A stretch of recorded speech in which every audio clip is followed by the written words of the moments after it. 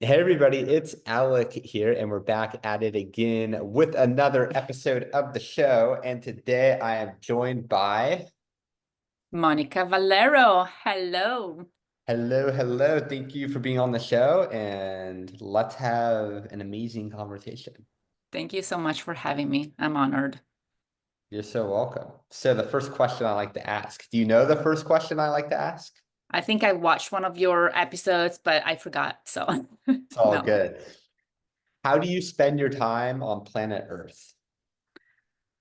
Working, serving people, and being a mom, which gives me a lot of pleasure. And, that's my one of my purposes is being a mom of two kids. So that's what I do.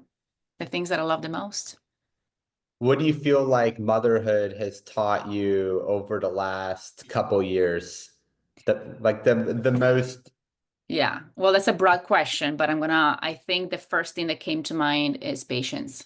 Mhm. That I do not have in my business with Yeah, people. I want things to get done yesterday.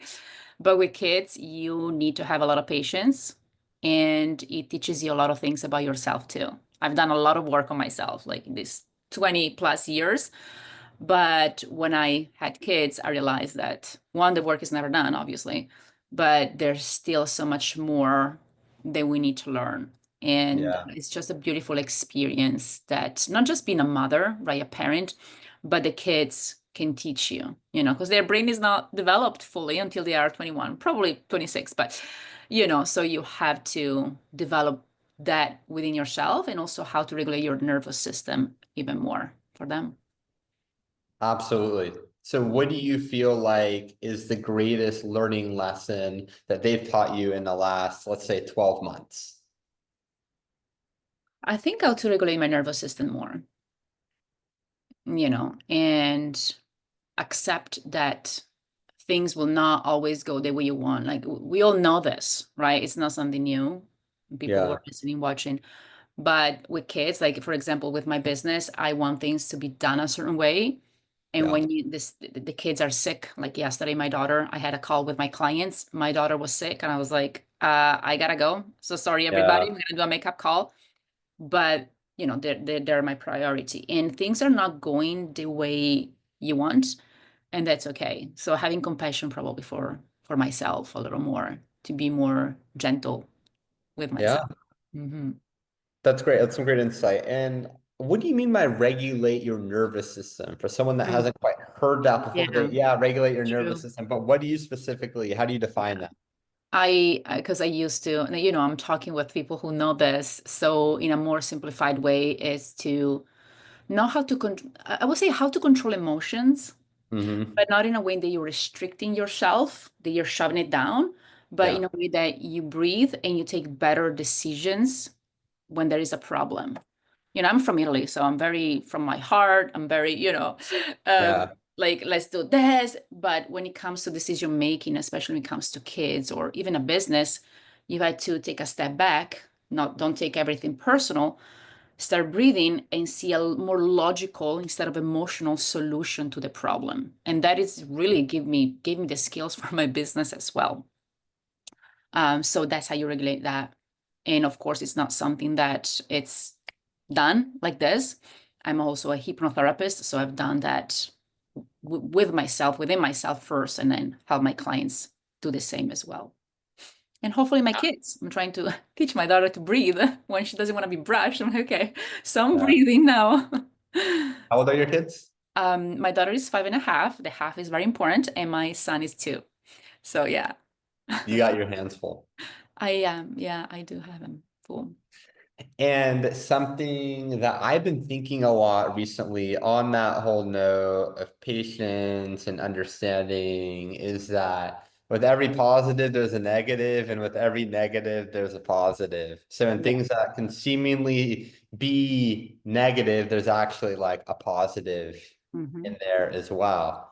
So Hmm. is there anything in your life recently that has appeared negative, but you've learned a lot from, and it's been a very positive experience that's made you a better person?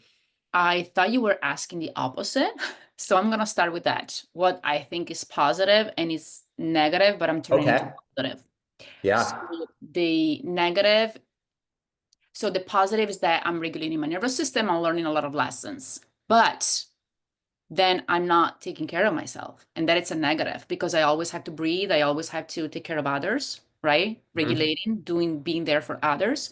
So Yeah. I kind of have burnt out many times, obviously, in my life. But recently, I also set boundaries with a lot of things, not with people really, because I'm pretty good at that. But in going back to the compassion and so to self care. Self care is really important. So there's a positive that turned into a kind of a negative, but I'm turning it into a positive right now because I'm taking care of myself more. In fact, I had to reschedule this call because I completely lost my voice and that was not fun. But my voice is back, so I took care of myself, and that's why we are here maybe a month later today because of that reason as well. Yeah. A lot of people reschedule. Oh So yeah, oh I'm sure. But don't I'm feel very bad on about point. it. Like if I say gonna be there unless something happens. Yeah. So yeah, absolutely. For sure. So what is your comeback story? My comeback, you're talking about my story that is really like my hero story. Sure. I'm doing story like I'm a storyteller, right? So Yeah. Perfect. how much time do you have now? I'm gonna make it quick because this is my thing. Okay, I'm gonna have to sip of water. Okay. So it's you can hear I have an accent. So I'm from Italy, born and raised there. And I moved to the United States when 2 weeks before I turned 30 years old, with $1,100 in my pocket, no knowing a single soul nor English, a single maybe a couple of words in English. Um, when everyone told me not to. I used to be an actress, so people told me, you don't even know the language. Where are you going? You're gonna have an accent, nobody's gonna hire you. Like putting the limiting beliefs on me. And I did it anyway. And it turned out very well, very good, because not only I played in international movies, I've done a lot of things. I also played stand-up 3 years at the Comedy Store.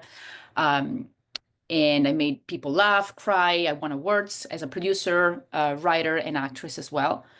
And then I realized that that was not really my purpose. I just didn't want to help people feel emotions, tell stories just to feel something and to inspire. I really wanted to change lives the same way that I did my own, right? I changed my whole life. I moved away, I eradicated myself from everything that I knew, and not at 15 or 20, at 30, right?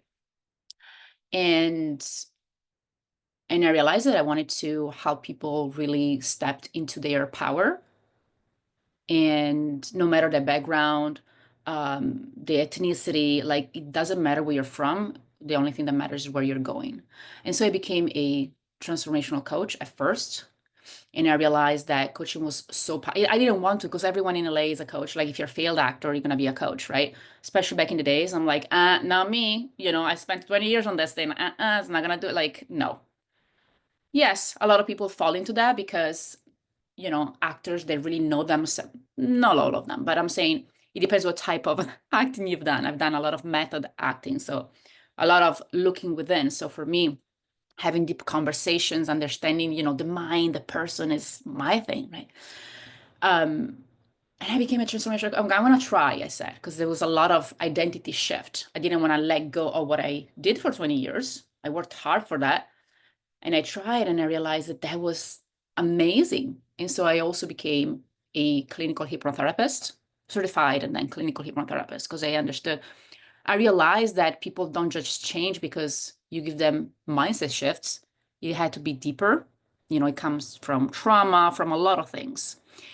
And so I built my business like that. I struggled for a while, for a long time, to get clients. I didn't know that I could charge more. I tried to charge more. I couldn't make any money, things like that. And so I've done not just the inner work, also the strategy, the marketing. Even there, I didn't want to be a marketer because there's a stigma about being a marketer. You're sleazy. So I had to work on all those things. Invested a ton of money, a lot of time, and I combined all of these things with what I do today because one of my core value is freedom and connection, right? Like authenticity and connection and freedom together. So I now help visionaries, which is coaches, healers, soul-led entrepreneurs, to really not just build their businesses, even if they do have a business, but become the brand, the go-to expert, the go-to person that people want to hire, the only choice for their clients. And that's what I do today. So that's my, I will say, comeback story. A little long, it can be longer, it can be short, but that's the gist of it, on how I really transformed my life completely. Absolutely. That's a great story.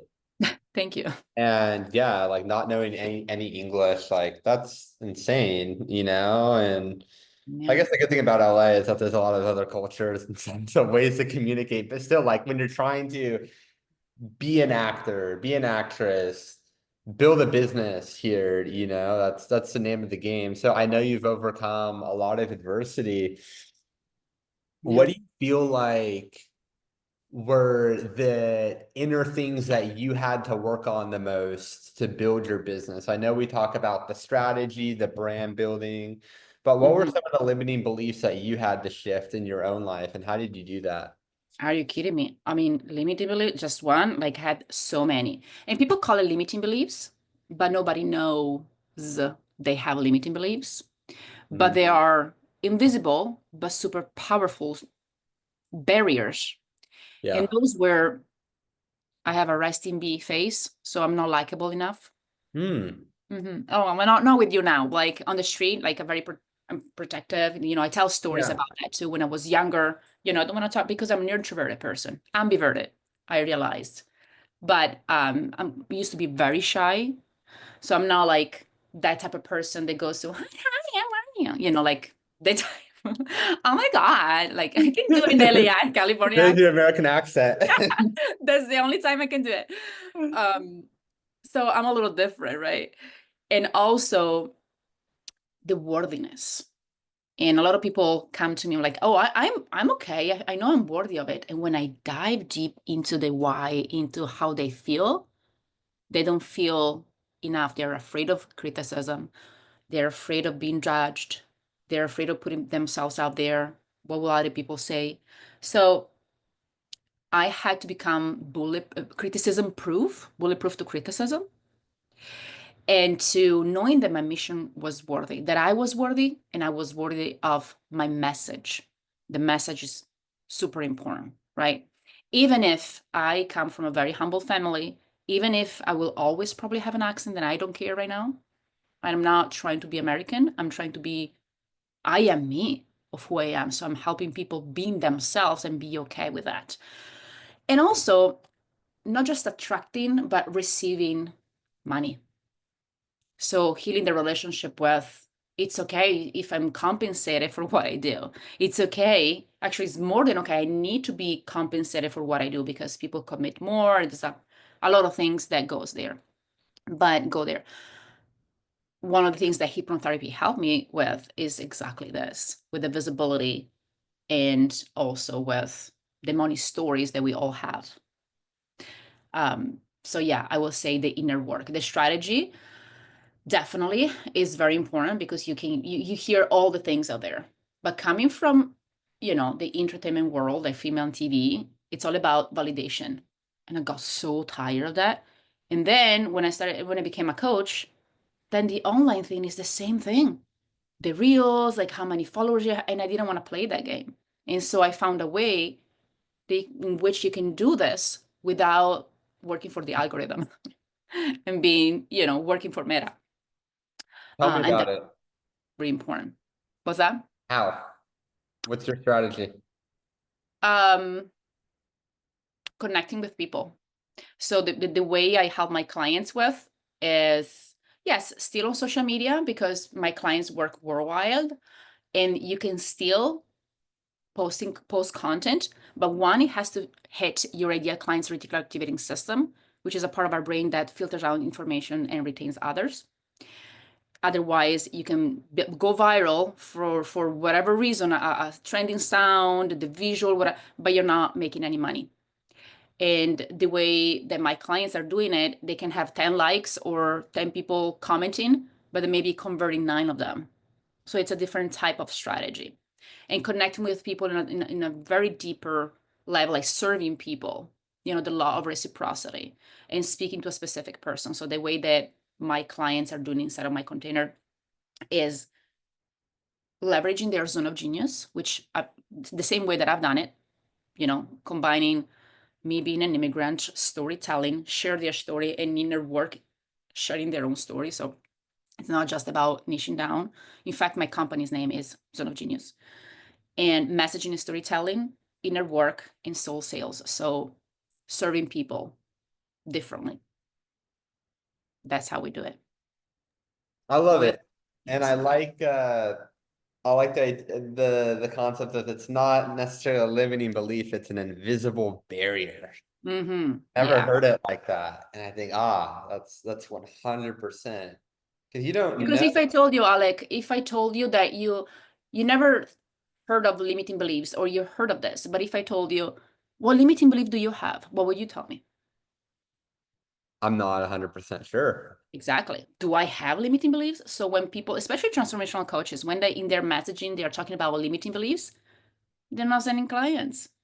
Their clients know that there's something wrong, but they don't want to feel wrong. And so you have to speak differently. The words have to be different. And isn't it funny that, English is not my first language, but I teach messaging. I teach how to do this because I help them to use their dream clients' lingo instead of their own. So what's Yeah. that framework then for figuring out the types of messaging that's going to really hit home with your ideal clientele? What is traditional advice and what is your advice? Okay. Um, the traditional advice is to create a niche avatar and to be like to be you, like where you were, your story, where you were, what you needed, which is great. Yes, it's true. Although my ideal clients don't like the word niche, they don't want to be put in a box. So I don't really talk about that anymore, which is, yes, part of niching down, but it's much more than that. So when you leverage your zone of genius, you're not doing it specifically for one type of person. Oh, from 20 to 30, and she goes to Starbucks and she wears Lululemon, who cares? It's the problem that you're solving and not always for a specific person, because maybe there's a segment of people, is not an audience, because it's not a meta ad that you have to give an audience. So it's the problem that you're solving. And really connect with people, like a lot of them, understanding how they speak. Because a lot of people say, okay, the traditional advice is, this is only on messaging, right? One of the things that I teach. The traditional advice is pull your audience. Okay, but if I pull my audience and I have 10% of my audience replying, and a small percentage is not even my ideal client, are you building a business based on what those people are telling you?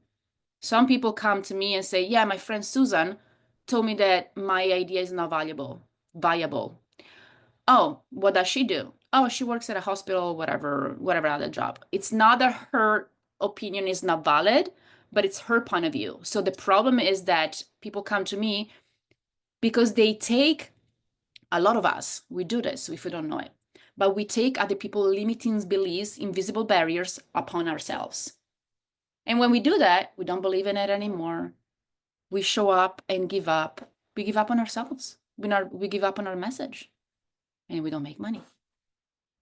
Only because of Susan, only because of my second cousin saw my post and told me, what are you doing?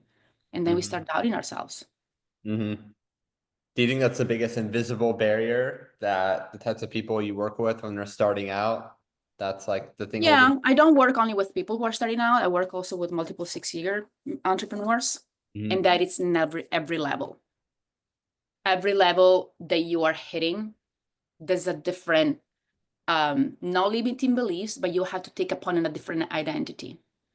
Mm-hmm. So I do a lot of identity shifting, identity embodiment of that, if that makes sense. Yeah, no, it makes a lot of sense. Um, yeah, we all have those. Nobody is immune.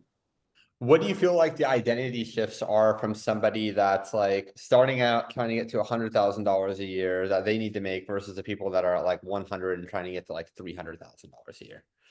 The difference between the two. Yeah. Yeah. I just rewatched a video that I made on YouTube about how I went from 0 to 10K. Um, Number one, but okay, for both is quit doing it all. For the first segment, from 0 to 10K or 6 figures, is to let out the noise, listen to one person, and do that. So that's the framework also that I use for those people as well, for both, but it's simplifying your business. The second segment, let go of control to those people who can help you. Like personal assistant, you can start with a VA. You can start also from 0 to 100, but sometimes people work with a VA, they don't even know what to delegate, or they are so controlling that they spend double time, like it's a waste of time. Or people came to me, oh, I hired an appointment setter and I just spent $2,000 per month and I didn't have results because their messaging is not powerful, it's not magnetic, it's not them. So even if you're hiring, you're wasting your money. You have to have these 4 elements, pillars that I just shared, again, which is your zone of genius, but leveraging it in a way that only you are like that. Only Alec can be the person who does that, and position it in a way that people understand it, as if you were talking to I don't remember, like second grader, fifth grader, whatever, like a 12-year-old kid. The school system, I'm not there yet. My daughter is in TK still, but a very simplified lingo, then people get it, because we don't want to use burn calories using our brain. We want to understand it immediately. And when you hit that little, buttons, that person not only feels through storytelling, magnetic messaging, but they're drawn to you. They're listening. Even if you have 0 followers, who cares? Alec is talking exactly to my heart, to me. Oh my gosh, I want to do this. Okay. And then you have a call to action that is not sleazy. I'm like, okay, let me hear more. I say, hey, if you want this thing, you have it. Urgency, scarcity, sure, but in an authentic way. Yeah, I want to do this. And that's how you get clients, and that's how you make money. Now, scaling. Um, I have one client who has the champagne problem, 20 clients, right? She doesn't know what to do with that. So she created a high ticket membership and all that besides her program. And one of the problem is that she has her team, is doing too much. Sometimes self-care and rest is part of the work. So really streamline and putting yourself in the visionary role where you are directing people.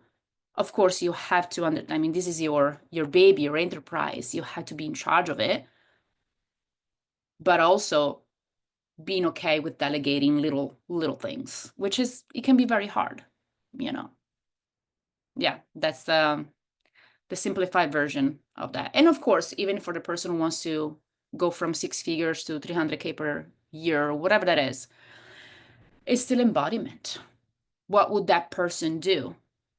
Not just delegating, but do you have to say no more often? What do you need to do? What is your comfy, cozy zone? That's what I call it.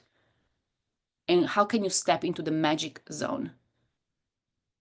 And what does that mean to you, right? Like the quality of our life is about asking, the quality of our life is about asking